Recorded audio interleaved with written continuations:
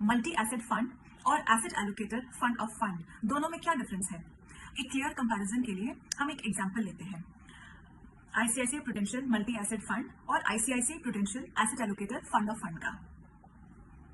ICICI Prudential multi asset fund directly stocks, bonds और commodities में invest करता है। ये एक स्टैंडर्ड म्यूचुअल फंड है।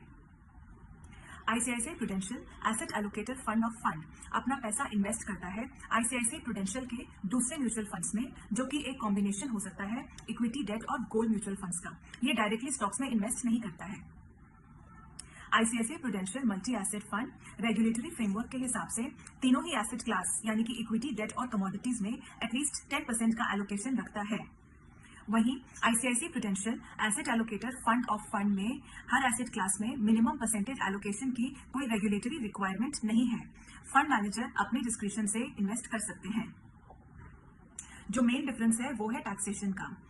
जो होल्डिंग पीरियड है एलटीसीजी एलिजिबिलिटी के लिए वो है 12 मंथ्स मल्टी एसेट फंड के केस में और 24 months asset allocator fund of fund के केस में। दोनों ही टाइप के फंड में एलटीसीजी 12.5% लगता है 1.25 लाख की एग्जम्पशन लिमिट के बाद। तो म्यूचुअल फंड में इन्वेस्ट जरूर करें, एसेट एलोकेशन करें और बने रहें।